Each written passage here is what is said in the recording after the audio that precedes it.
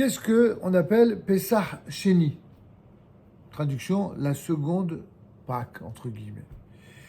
Il s'agit de la date du 14 Iyar, précisément un mois après le Pesach connu.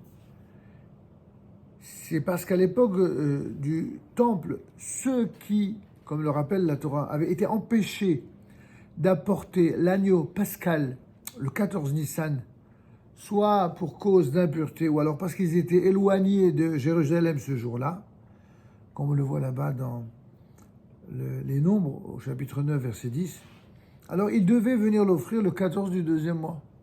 Je répète, tous ceux qui étaient soit impurs pour le fameux Pessah, parce qu'ils étaient pour différentes raisons d'impureté, ou alors tout simplement parce qu'ils étaient trop loin de Jérusalem, ils n'ont pas réussi à arriver à temps, alors ils pouvaient ainsi avoir, c'était un petit peu la seconde chance, quoi. C'était le corban de la seconde chance. Or, ce fameux 14 Iyar n'est ni une fête, ni un jour férié a priori. Mais comme ce jour-là, à l'époque du Temple, était célébré par une partie non négligeable de la communauté, alors on a pris l'habitude, en Eretz Israël notamment, de le distinguer d'un jour ordinaire en supprimant le Tachanoun dans les prières de Shaharit et de Mincha. Donc on voit bien que des minhagim se sont institués dans l'histoire d'Israël de différentes manières, y compris ce fameux Pesach Sheni. Et donc, on l'appelle Pesach Sheni parce qu'il est célébré le deuxième mois dans le temple de Jérusalem. On disait aussi, on l'appelait Pesach Zerira, le petit Pesach. Alors, il y a quelque chose à savoir, mais on parlera en d'autres détails, le lien entre Pesach Sheni et la Hiloula de Rabbi Meir Baal HaNes, parce qu'à priori, il n'y a aucun lien à l'origine. C'est juste que la date retenue pour la Hiloula de Rabbi Meir Baal HaNes, ce sera la même date, le 14 Iyar, mais on en parlera dans un autre cours. En tout cas, quelle est la différence entre le sacrifice pascal et les autres offrandes?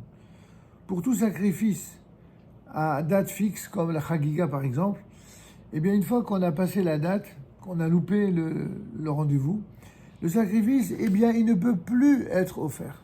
Il n'y a pas de rattrapage. Et le sacrifice pascal, le Korban Pessah, bien qu'il soit fixé au 14 Nissan et que la Torah précise que cette date est également invariable, comme on le voit là-bas dans Bemidbar, au chapitre 9, verset 2, que les enfants d'Israël doivent faire la Pessah à date fixe, Bemo Adou, il est écrit là-bas en hébreu. Si pour une raison de force majeure, une personne a été empêchée de l'offrir à la date requise, alors une deuxième date a été prévue par la Torah, le 14 du deuxième mois. Pourquoi cette différence entre le sacrifice pascal et les autres sacrifices publics? C'est que celui qui n'a pas offert un sacrifice obligatoire a négligé un commandement positif, mais il n'est passible d'aucune sanction. Alors que celui qui, de propos délibérés, n'est pas venu offrir l'agneau pascal, il est passible de la peine de karet, c'est-à-dire une peine très grave dans la Torah, une des 7 peines, être retranché de la communauté. Une sanction d'une telle gravité étant prononcée à l'égard de la personne qui a négligé ce devoir, combien doit être grand le mérite de celui qui l'aura accompli. La Torah nous apprend en effet que la mesure du bien est plus abondante que celle du châtiment, dans la proportion symbolique de 500 contre 1, comme on le voit là-bas dans Rashi sur l'Exode au chapitre 20, verset 6.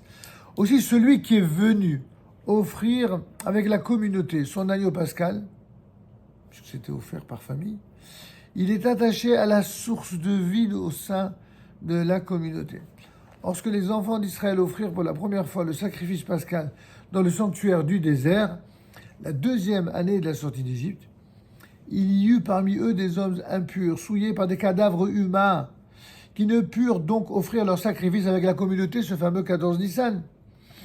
Ils se présentèrent devant Moïse et Aaron, Moshe et Aaron, en leur exposant leur situation particulière, en demandant « Mais pourquoi serions-nous privés d'offrir le sacrifice de l'Éternel en son temps, seul parmi les enfants d'Israël ?»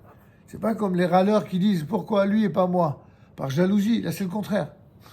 C'est pourquoi eux ils auraient le mérite d'accomplir la mitzvah, et nous, on en serait... Les gens ne se battent pas toujours pour accomplir une mitzvah.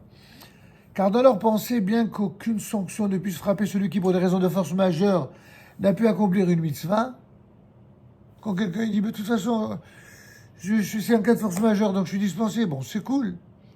Pour imaginer être tranquille, non. Ça leur a fait quelque chose, d'une certaine manière, d'être dispensés d'une mitzvah qu'ils auraient voulu faire.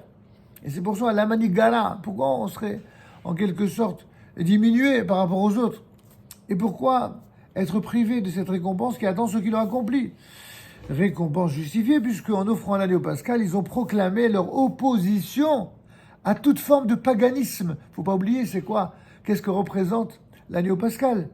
C'est le combat contre l'idolâtrie. Et aussi pour affirmer leur fidélité au Dieu d'Israël. Pourquoi alors qu'ils étaient donc empêchés par des circonstances tout à fait fortuites, non volontaires, d'accomplir cette grande mitzvah, pourquoi pensaient-ils être privés de la récompense d'y être attachés? Ils pensaient sans doute, si l'année dernière nous n'avions pas été souillés, avec tous nos frères, par la faute du veau d'or, alors l'ange de la mort n'aurait pas eu prise sur nous, et nous aurions pu rester purs, comme le reste de la communauté, pour la célébration de Pessah. Donc ça part vraiment d'un esprit vraiment pur, d'un esprit saint, et d'une volonté de ne pas échapper au mérite d'accomplir une mitzvah. Voilà tout simplement la raison pour laquelle on fait le fameux korban bis, de l'offrir pour le fameux Pesach Sheni.